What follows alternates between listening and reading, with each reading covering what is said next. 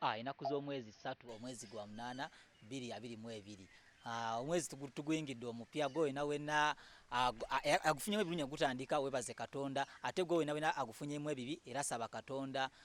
Mbaddeko awo nga nzija no ku University mbaddeko kasaawe k'enkumbaawo naye ngenza okulaba waliwo essomero liri awo naye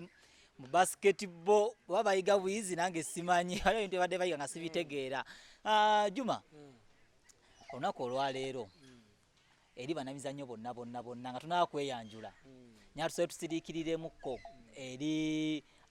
bannayuganda bannaffe abali wali mu bitundu b'embaale abafunye amatabaga abantu bangi bafudde mbadde nga 29 nyatusiikiremu nesekenzewerebeemu olwa bannaffe ab'embaale. Rest in peace. Tuzina ebintu bingi olunaku olwaleero mu local sports waliwo ebintu bingi bigenda maaso mu Uganda international sports transfers zigenda maaso basonjola loans zigenda maaso abazanyi bawummula mu Uganda sofa bikoze amawulire timu ya She Corporates eyongera kwenyweza esayininza abazanyi mukaga sofa Uganda Matters bazisonjola abazanyi tumanyi baba balakaki ne timu ya KCC eyabato yawangudde Kambiaso Cup wali mu Dar es Salaam. Sergeant yavuddeyo nakakasa omutindo gwe nti alwedde okompitinga ku timu enkulu. Bintu bingi ebigenda maaso Commonwealth zigenda maaso wali eri mu Bungereza timu ya Uganda ey'okubaka eresiza omutindo omulungi oluvannyuma lw'okukuba Trinidad and Tobago yagikubye golo zabadde 3-42 naye Bungereza yavuddeyo netukuba olunaku olw'ejjo lwonna lwaba tubikuba Kasavu Kanyama nasisiri boomu nga bulijjo ndi ne munanga amanyikiddwa nga Ntege Juma kagezeeko okweyanjula akwekubya alina ku mmeeza byazo ku lunaku olwaleero. Juma kiki byanjulira abakulaba na biki byolinawo byozubbaawo olunaku olwaleero? Yes, tukomyewo ate nate mu programu yaffe Akannya Keby'Emizanyo sports penalty wano ku MRU TV. Yes, yogerako nnyo bakuwulire yenza okuba tebawulira. Olunaku lwa kusatu ennaku z'omwezi ziri 3 omwezi gwa 7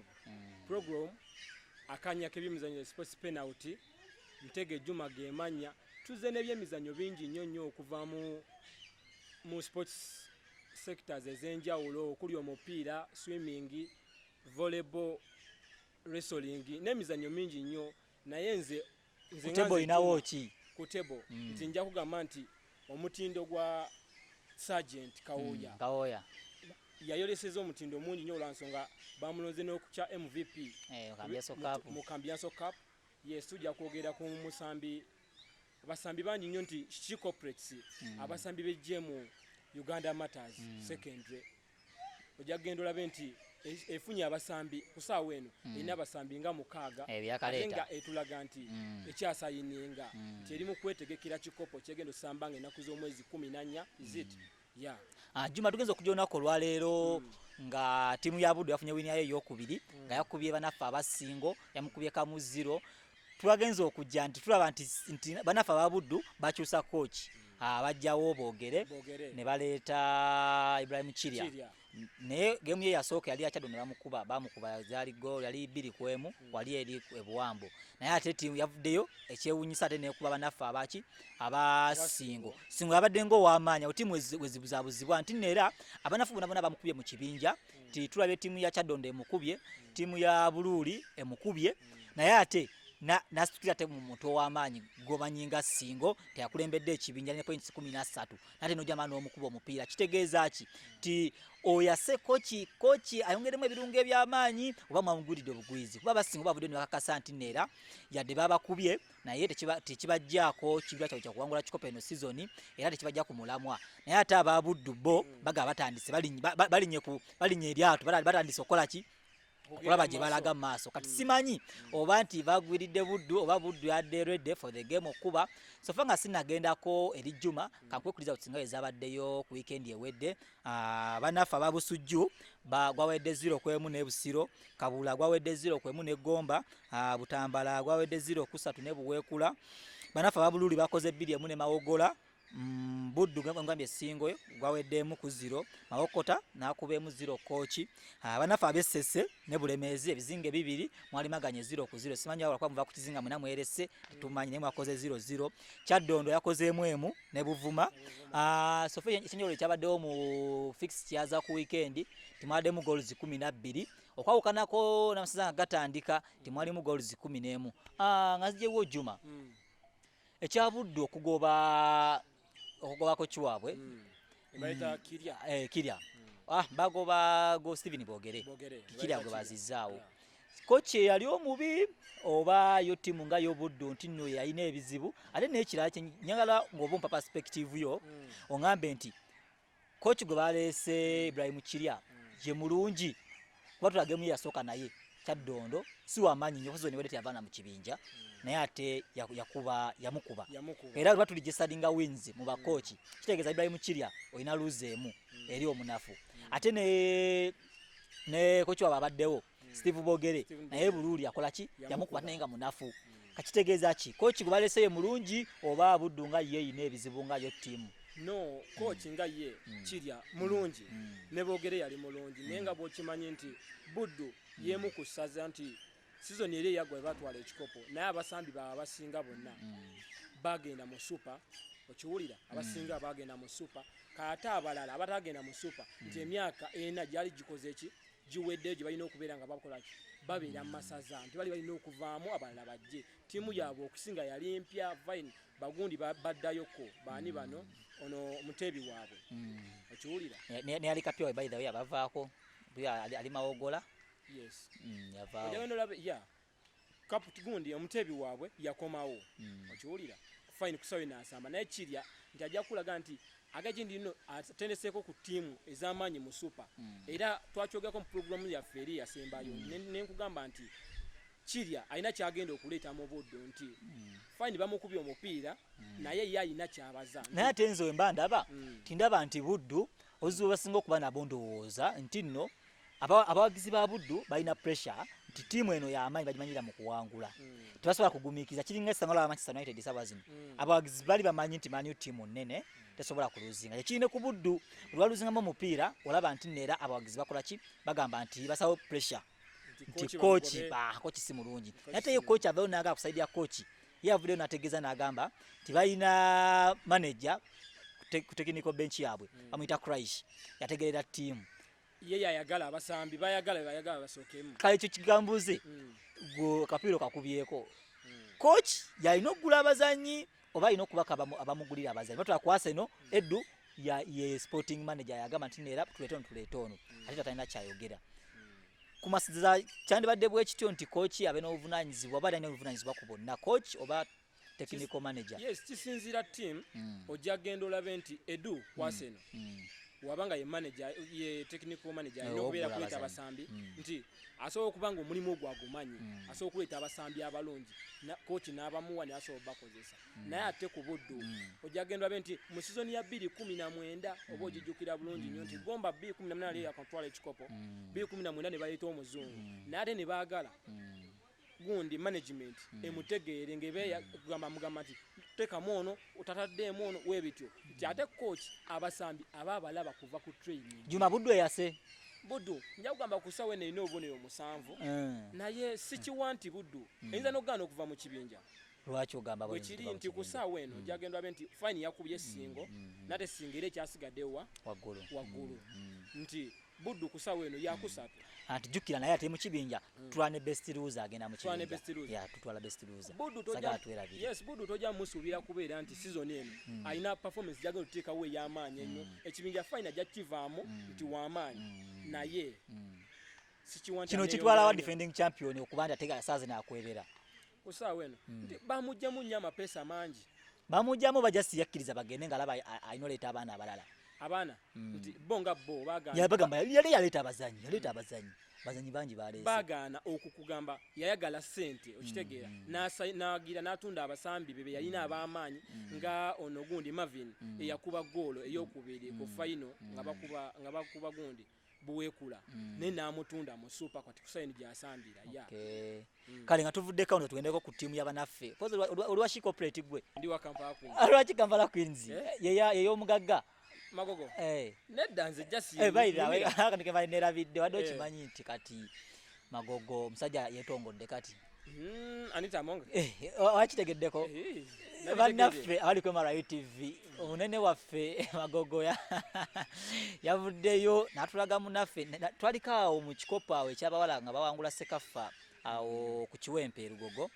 twagenda olaba maama Anite yajjanga omugenyi omukulu netutafaayo nnyo naye twali social media tuli awo neero baddeko awo maama badde ndikaawo era abafaananyi biyitaayita yatutteyo ente yatutteyo ki yamwanjudde naye ka tuveeko awo tugende ku ttiimu yaffe ey'abawala eya Shikoprets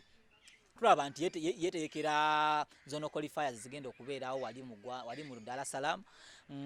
naye sayininze abazanyi bangi kubamu kuba sayininze kamba kusomereko wano solo kubanga obategeera gwagira Shikoprets sayininze abaana bangi nnyo simanyi oba sente ze ziriwa betegese bwetegesi simanyi balina okweteeka lwa nsonga kusaawa eno nti tebalina budde zinga 14 empaka zijja bbanga zitandika mpaka tukusaawa n'abasambi bali mu nkambi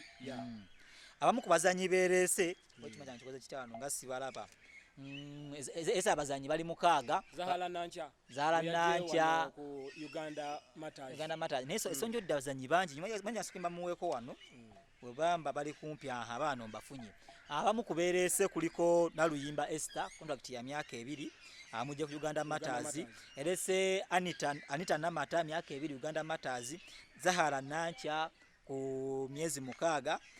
Fiobe Banure wa UCU Sise Nakate wa UCU naye mulese Munajakiri Nakasi lesa amapesa gabazanyi mukaaga ku speed ya kizungirizi tetumanyi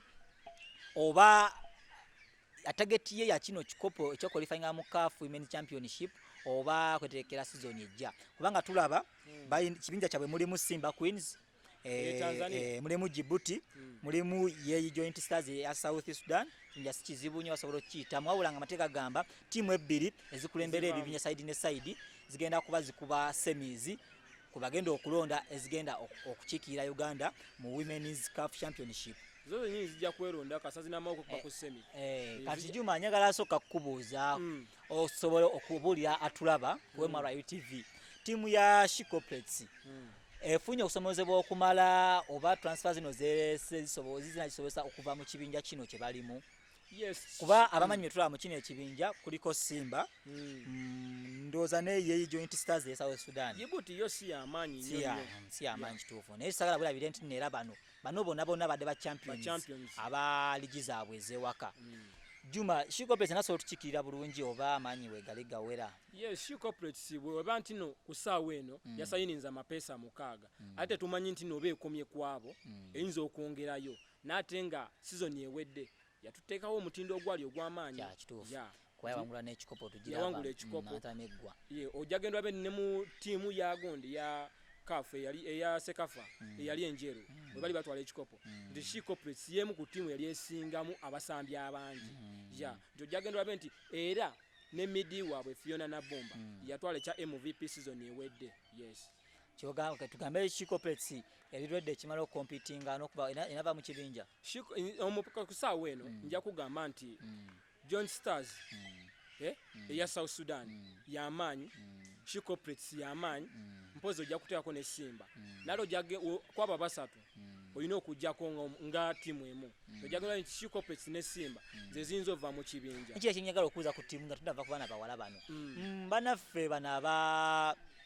Kampala Queens baguzeko Muntale Shat 3 bamala okuba goal ennungi nnyo ku goal ezimu ze twasobola okuba mu mpaka z'abaana bawala ezaki zibadde wali limu ya Morocco ezali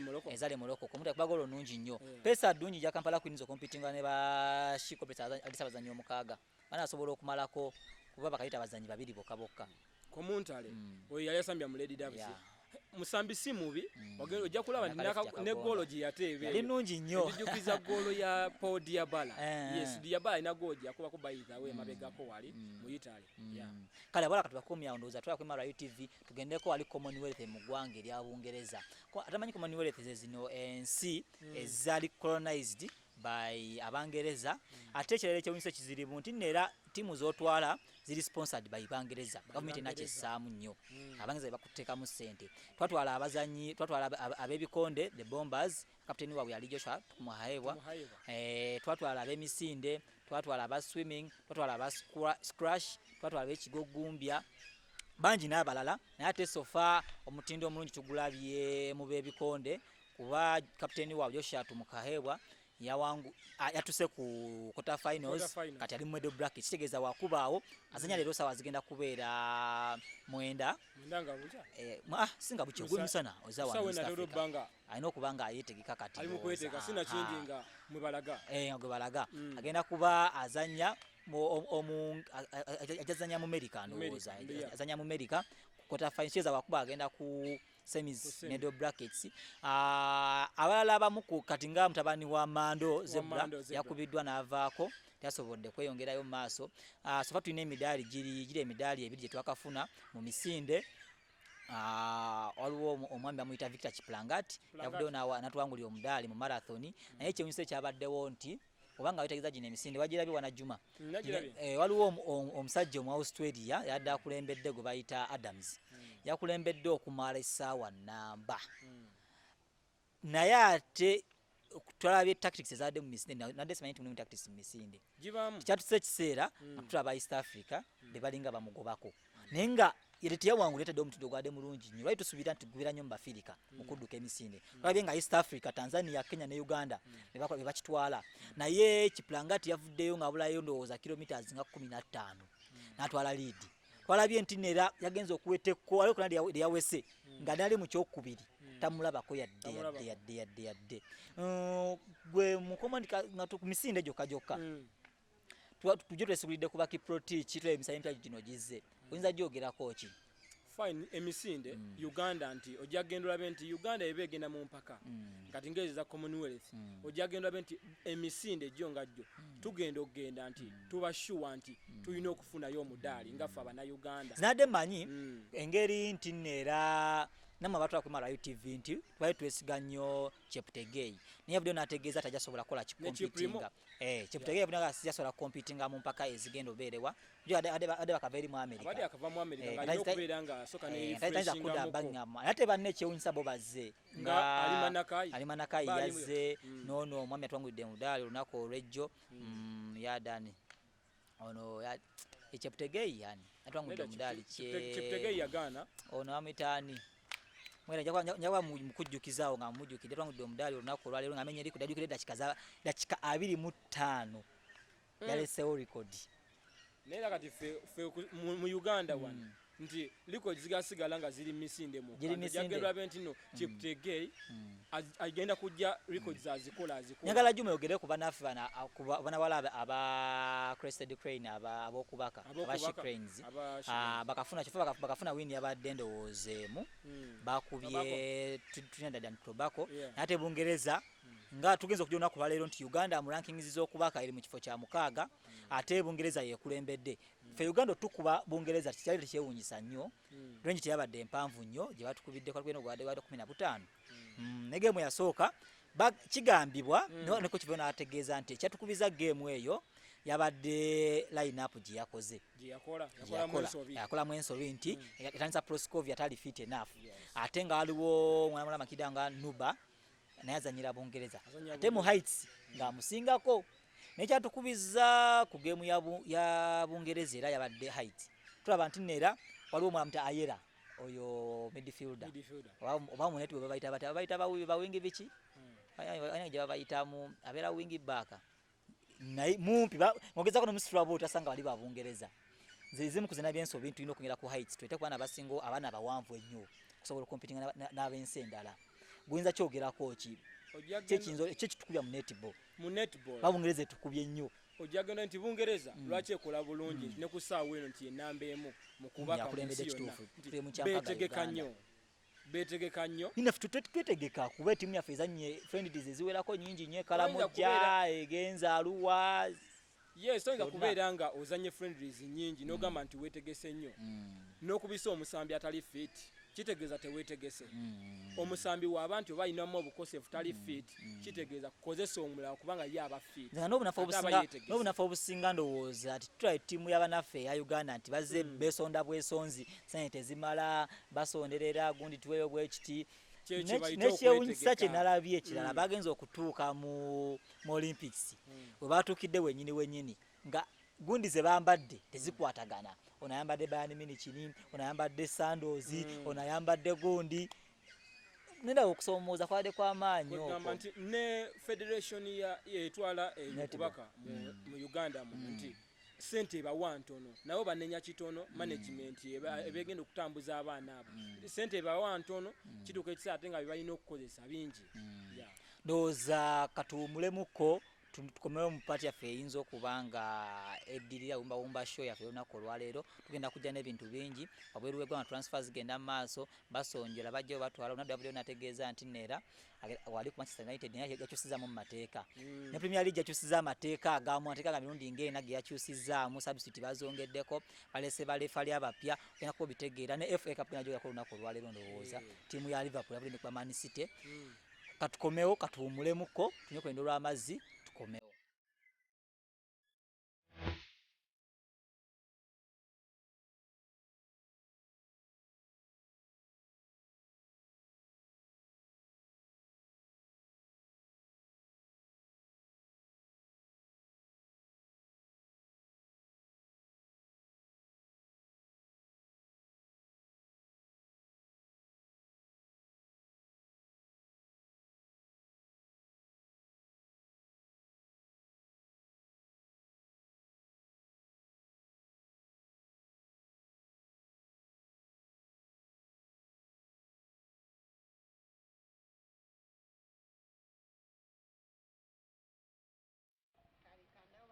Yaliko kochi waffe wano Uganda McKinstry ajoininze timu ya Gor Mahia wali Kenya yaliko omutendesi waffe wano ebbanga erivuddeko emabega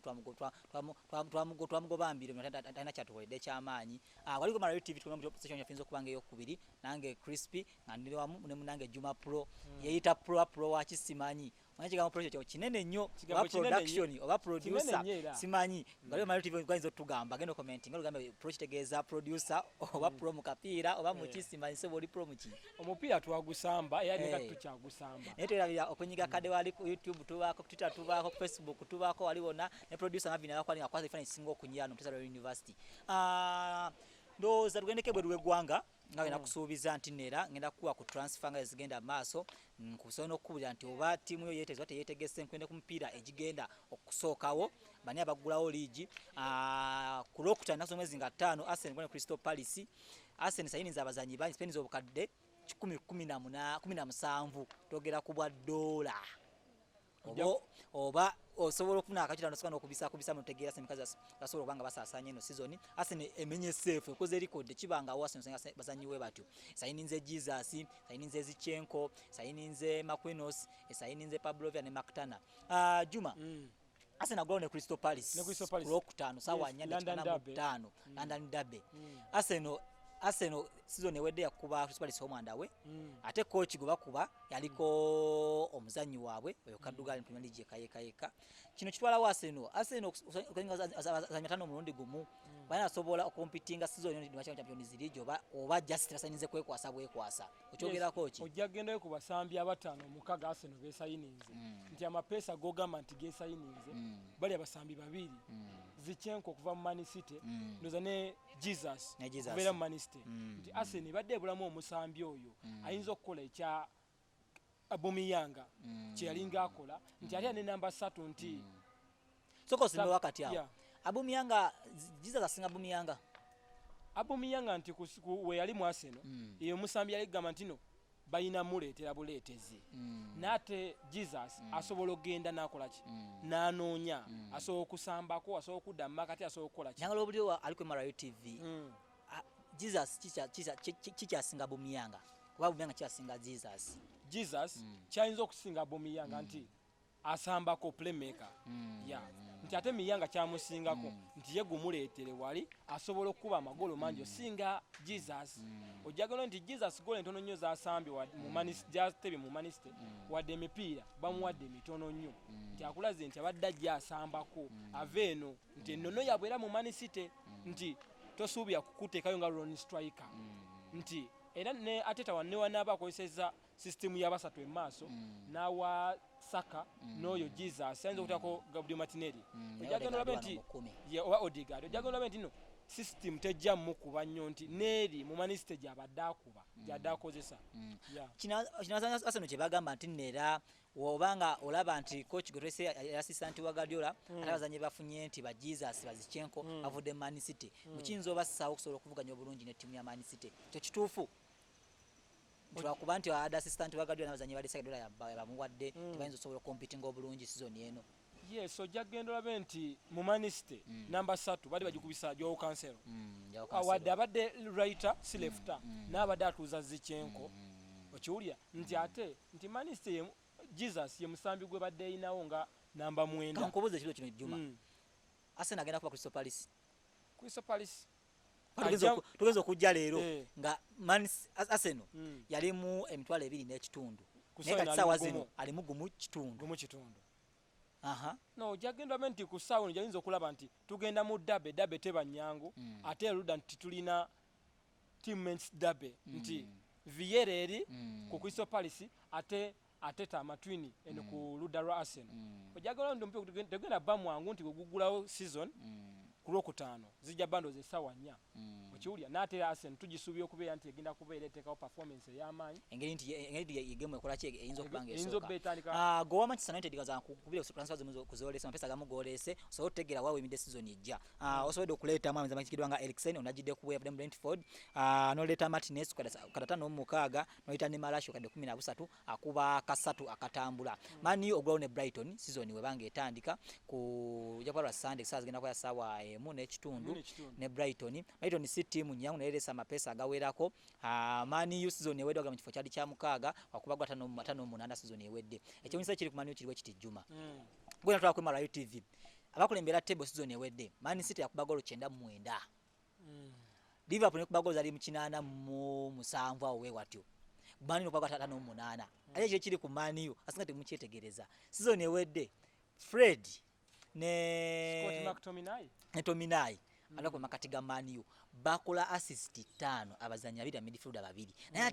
ate Matic yatandika emipira abiri jade empira 2.5 ate na Juma avudde katebe so kola assist zali assist 4 Fred ne Tomini appearance zali 5.8 naye nibasobola okukola assist meka 5 kino kira nganze omunamawulire kino kitegeeza nti neera Matic omuzanyi omu atenga sewandwadde atenga badava katebe asinze abazanyi babiri ade batandika ebiseera ebimu Mani wetaaga ki nti Mani wetaaga midfielder omulese Eriksen yes agenda kuba mukaga Pogba wavudde nasobola omugattako twine empira ejibaddewo mu friend ebiri gye bazanyi Eriksen yava katebe nasobola okukola assist nakola ne nataka empira jalinga ebiri ejali bayita killer balls yes bamasho ne balemererwa Mani wetaaga omuzanyi alikiza striker omulungi yes ina Fernandes tetuganyi Fernandes tukane kimulema ne kigana yes Mani kyawetaga striker Ronaldo yali tuganya kubago season ewedde Ronaldo sasa kupira mpira ja mudinwa ja kumukumu okomezaawo Masho yes ne Masho kyali kimulinde ku Premier League Juma notegeza twakwe Mara TV Mani season ejja yetegese ekimala okusoka season ewedde Ero omulabi yena ali kwemwala kyemanyi alindiridde kulaba United kikyegenda okukola ku basambi beerese nti ku ssaawa eno kujaga esayininza abasambi babiri beerese ne coach omupya otendeka ba striker Ten Hag coach va ku Ten Hag coach yazo omupya otendeka ba striker amita Ben McCarthy yes Ten Hag nga yo omutende sikubanga naye mupya mu league fine mulungi tumulaye mu Ajax abaana bataba wadde mukisa nate Man U ku basambi beerese abasatu tobasuubira kuteekawo performance y'amaanyi nti woba onoovuganya ku kikopo suubira okuba mu n'abasambi nga bana nga bagakukubira goolo za double figures season nga bola Manchester ba De Bruyne bajja ne bazikuba 10 nga bali awo webatyo yes bwe kirina okubeera nti no kituuka kiseera nga basobola okuvuganya ku kikopo kino ekinjalo kinga ekikumalo kiri bwe kitinte no coach omupya ze Van der Gondi Ten Hag tebazanyi baleso naona basinga bavude ku Ajax Eriksen abamu temumanyi nti yaliko ku Ajax Java okujja ku Spurs eno yava ku Ajax Malacio benyini avude mu Feyenoord ne wala DG mu Netherlands ono Martinez ye defender asinga obumpi kyetegereze aze mu Premier League mumpi nakuba center back nyonyola kwa Mara TV center back abali musawa zino kuba asigaza Lindelof Maguire Beire ne Martinez gwalese oba gwe coach wa Man U kati gwado obuyinza gwe coach oyinza tandisani ojagenda benti Lindelof omumanyi Maguire omumanyi zatandisa Varane ba Eric Bailly ojagenda benti no Varane ajja mutandisa ne Martinez oyo gobagwe coach yes lwaki omupiira tebakuba nti omupiira gwe bakuba gwa bwongo bonga bo basobola okuorganizinga baka yaabwe ate captain wamulesa ate mabbali captain Maguire yetaaga okuwumula mu bayitha we ate nga tulaba Sony yedda kuba empiira gisinga kate ne mufendereza abaddamuwa tayinza kubisa Martinez ne Maguire kyekyo lwaki abadde akola ensobi ne guno omupiira ogusembyeyo gwe nnyini ojja genda olabe nti Maguire buli mupiira gwasambye mu pre-season Manchester United ebadde era kumpi ekola bubi ate nti era nga bagiteeba mu kirala buzibu Mani bwensinza okulaba mu Mani bwenyagala akumulative asobola okuba nga butegera Mani obuzibu bweyina obusooka kwe kudefendinga omupiira nga guva ku wingi abapulesinga nga bayingiza nga Bernardo Silva nga balaba abapulesinga bayingiza bonna bazanya besenda badda mu kibadda munda Lukusho ne Bisaka nekirala good challenge alina Ten Hag ye ya Bisaka Dault ani gwayinza otandisa ne musatu alinayo Lukusho Malacio ne ina basatu balinga basatu gobanga gwe ku show ne Malacio mulaje kunjazanya Malacio ani goyinza otandisa Malacio se 100 ina ne Teres by the way wokusatu ayinza okubalimu no okuna mulina nani akabaka akavudde mu academy ka McNair ono lady asobola kuba namba 3 asobola kuba namba 2 naye kimanyi nze Ten Hag nga wembanga nze Ten Hag nyinza okugamba nti look show agasooka omulemu season ewede tumulabye kimulidde ne friendlies zino bamuwadde muno labanga kimulidde ayinza otandisa Malasia mu namba 3 simuto nnyo otandika Premier League etaga physicality ina basajja nga badama bakulumba balina omubiri obo oyinza Malasia ayinza okumalako ojagala neri mu Budachi gyabadde mu Feyenoord abadde starter abadde starter yes omupiira agutege otumaliriza Mani Juma nyalo gamba bagizi ba Mani bali ku marate batulaba Mani anasobola okuba timu ya Brighton Mani ana competing season ejja oluvannyuma sayininga abazanyi abo berese yes bwentandikira ku mupiira Manchester gwegenda okugulawo yonga egulawo season yayo ku Sunday ejja besamba Brighton Manchester omupiira gwe jaguwangula yes nato okuvuganya obulungi ku kikopo season ejja Manchester nga abasambi abalala okiwulya nti ayogera ku Anthony si mubi yali badde so okubanga ereta Anthony De Jong abasambi we bali bano ba Milinkovic Savic oyo mutebi nate si mubi nasobola okola ki okujja nayongera ku United timu ya Chelsea gulawo ne banafa ba Everton Chelsea eresa abazanyo kuli Kolibale defender wa Napoli kubira timu ya Senegal kapteni wa Senegal erese Raheem Sterling abadde mu Manchester samu busama somuzanyi mulungi ava ku wingi ava kamusambu kigeza Chelsea kina kuba ina Mount gaina kwa ne Mount ina timu wana ne Sterling masa gano kubanga batandika tegeza wana ofunye omusoso kubanga kola kinga mutandika timu ya Chelsea ejewo Lukaku agenze ejewo defender manyikidwa nga Rudiger agenze ku timu ya Real Madrid nakawo nga Madrid ere kubafunira bali esoka bakola bibiri bizanise naye yagenda ku timu ya Barcelona akitegeza mu baka sigazamu Silva ne Kolibale side ira sigazayo James then aina ne Chilwell aina ne Alonso ne Arnold Juma notegeza ku Mara TV omwagizi wa Chelsea wawayinza okugumira ku season eno ngetandika season waga mifo kyali kya kusatu yes Thomas Tuchel omutendesi wa Chelsea amapesa tana sayininga asayinze Sterling ne balese no kusawa eno waba yetaga okuvuganya ku kikopo that's why ne season eno omuwagizi w'omupiira yena ali ku MRU asuubira Liverpool ne Manchester okubeera nti bagateekawo bonga bo liigi eyaabwe nga bavuganya ku kikopo Chelsea tegeze koko okulingizayo ko this season era genda kola nga season ewedde etya egenda beera awo nti balwanira ekyokusatu n'ekyokuna nti Chelsea Spurs ne Arsenal bajja kubeera awo ne Man U mpozi nga anaabazze ng'asayininze Chelsea bagijjemu amapesa mangi ate nga osuubira nti bakyagijjamu Alonso naye bamwagala kubanga Alonso Barcelona emwetaaga ali nayo omusambi ayagala kutambula mu Caesars Piliqueta Tanko kapteeni waabwe naye kisuubirwa nti season eno egenda otandika ayinza obutaba nabo ayinza okugendera mu Barcelona okiwulya kitegeeza wakasomola wa MRU TV timu ya Chelsea egenda kika Champions League season ejja yes okukiika ejja kukiika season ejja kubanga nti amapesa gerese Kolibali defender si mubi kituufu kya 8 ku Senegal. Yes, bw'obala ba defender abasinga ku ssaawa eno mu nsi yonna ba center back bw'obala ba defender nga 10 toyinza mubuusa amaaso obuzibu bwa Chelsea defense oba bakati oba striking kota yagala nnyo ba defender ate kyewunyisa kibatamanyi nti Chelsea erina abaddugavu bangi beeyina mu back simanyi lwaki yesimanyi okubaddugavu balina Kolibale muddugavu ade balina Rudigade muddugavu balina James muddugavu abaddewo Kante muddugavu bayira we tugenza okulaba ne Kante bera nsomu buusabuusa bakyamuwa mupiira simanyi lwaki ate kyagobya ne coach oli yaliwo yali Kante. Yes, Todi Boyle ono omugaga wa Chelsea kusawe omupya kyalina okukola ndowooza kusayiningira tushewo basambi balala kubanga kati Kante tomusuubiramu kuteekawo performance ya season ewedde alina omusayiningira abasambi abalala omaliza Chelsea gimalirize. Yes, Chelsea yeetaaga okubeera nti erina okusayiningayo striker nti ojjagenda olabe nti Lukaku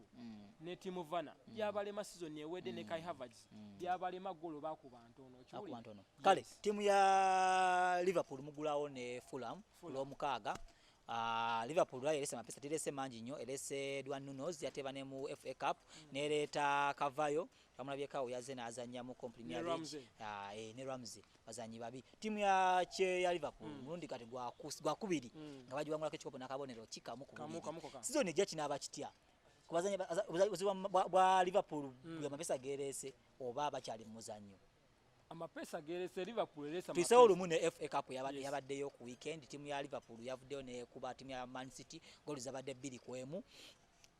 zatebeddwa Salah nga bulijjo 20 Arnold ne Edwin Nunes yavudde katebe. Timu ya Man City goal batebeddwa amanyikiddwa nga Alvarez yavudde katebe ndakika y'ensanvu. Kyo kyatulaze nti nera timu ya Liverpool etegese season ejja okusobola competing ne Man City. Ne kira kyenyinza okwogerako kyabadde mu game nti timu ya Man City yali yamanyire ekintu ky'okukola ki kyobutaba na striker naye tulabye nti balese Haaland yadde physical enough rabe ya competing n'ebisajja bivandaive naye yakutisese n'agamba ati neera ono omusajja nyinza obutamusobola besindise Robertson nga agwa bigo Haaland amanyi agayina anasobola competing season ejja n'abasajja nga ba Adama Traore abasajja nga ba Maguire basika ebitogi Adama akulumba n'ogamba kikino abasajja nga ba nibana aba Chelsea Baludiga bavudde badde so physical enough ocompetinga. Yes, ojagenda olabe nti nga ntandike ku mupiira gwa FA so jeogo tugende maaso yadde samba timu y'abanafu aba Liverpool yagala nti Haaland that's why yataddewo performance ya maanyi kiki anasobola nti Haaland gundi ki philosophy ya Guardiola takozesa running striker nga yo omusango ojagala olabe nti no ku mirembe gya Sergio Aguero Jesus nti tebabateeka nga ba running striker Aguero akomawo n'akima yes nando nagatawo side emu side nagatawo side emu twana season ewedde De Bruyne yomu kubazanya basomo kubombera season ewedde nenga midfielder kuba ne goals enyingi ate olese Haaland tebamanyira mu feedinga mipiira ate Man City si ye timu ekube mipiira ejomu banga anti Haaland agenda kutomera Haaland yagala kimu pira gujire mu banga bagujirewa tulana omupiira ogwawedde nti Gundogan asobola okusaawo emikisa nenga si atagifuna mu makinze nnyo kino Man City kyasobola okumpita season ejja oba bunafu banzo tasobola ocompeting eja competing ate okuwangula ekikopo nga okuwangula okujjawo nga bana abakyusiza system omutendesi n'akyusa enkola gy'alina okukoyisaamu Haaland nti Haaland nga ye omusambi wabadde mu Dortmund abadde yamanyiira kino nti midi yenna kasotuka mu center kuba touch emu ng'omusiibula ajasigaza kipa ba defender abajjeka kube mu goal anasinza okufiirwa timu ya Man City okwita Haaland ne timu ya Arsenal oyita Jesus anasinza okufuna muno okufiirwa nja kugamba nti Arsenal efunyeemu nti Jesus abadde mu leegi agimanye ensamba yaayo ate Man City oyinza ogamba nti no tennafunamu nnyo lwansonga season tennatandika nti system ekyamubodde ya Man City okubeera nti no tebamanyi running striker kiwulira ate ye nga ye Haaland ye kyakuba nti muteekeyo yekka kankubuza ekirala Arsenal anasobola timu ya Man City season ejja bana asobola okukompitinga nga bwe nkugambye nti balese Haaland bana asobola okukompitinga n'abasajja nga ba Chelsea Spurs yokayokesanyiriza abazanyi balinga 8 timu ya Liverpool Haaland tanamanyira kuzanya n'abazanyi bane bana abali mu midfield Bernardo Silva ba Rudiger ba Rodri ba nibano ba Alvaro bana bakajja bapya kinatwala ya Haaland banga ki okukatching up ne bali abalala tekikostinga mu timu ya Man City Haaland ojagenda ne kumpira gwa Liverpool gwa FA Haaland yabadde atuukawo era emikisa ono musagula Messi nange nadde nguteba buya kuna mbukonyi kati ni boti kuba kufiirawo yes omupiira ogwo ojagenda nti kijjava ku basambi bo nga bo na coach engeri gyagenda basettingamu nti